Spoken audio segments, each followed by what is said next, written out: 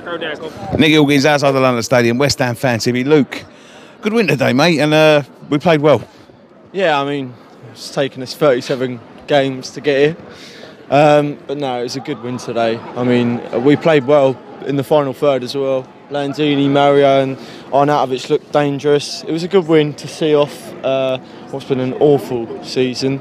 After it did feel a little bit like party time, where everyone was like, well, let's celebrate after just one win, but really it has been an awful season, and I think it does paper over the cracks a little bit. Yeah, I was just about to say that. Does these wins sort of paper over the cracks and maybe give the board something to say, well, it ain't as bad as what everyone says it? That was exactly my thinking. I mean, if we were a couple goals down today, people would be singing anti-board songs and that, but I mean,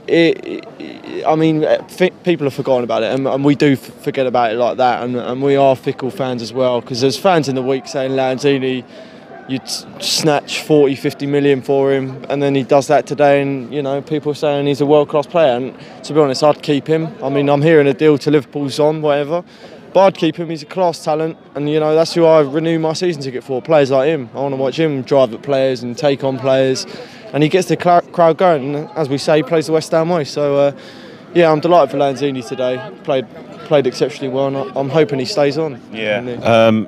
What do we need to do this summer, Luke?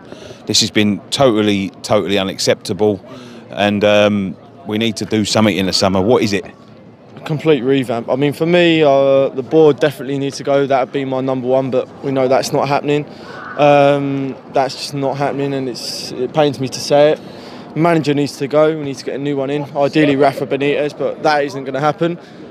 So we need to look at getting a world-class manager in if we can, someone within reason, and we need to rebuild our squad. Carroll's out of contract. Ginger's obviously Is that this year? I think it's next year. Oh, is it that next? Okay. Still, I don't know if I'll keep Andy Carroll for another year. I mean, get rid of him while we can get some money for him, probably. Yeah, I mean, there's a few of them that don't deserve to be here. Shekiate in particular, the ball, I did see it come over. Shekiate needs to leave. We need to get rid of people like him and get Jack Wilshere in there. Then Manuel Lanzini can, he's got someone to pass around, and we look like more of a functional side. We need to clear out a few players in our squad. We got too many players of 28, 29, 30 years old. We need to bring in young players. And getting rid of people like Lanzini isn't going to help that situation. We need to keep people like that. Obviously give Ginger a new contract as well. But if I'm honest, I can't see it being a great summer, Nicky. It'll be every day looking at Twitter, whinging about who we haven't signed and all this. Because we know they don't invest. They're happy with this. They're happy with scrimping and scraping every season because they're sucking out as much money as they can every single year. They do not care about this club being successful at all because they are not football fans of this club.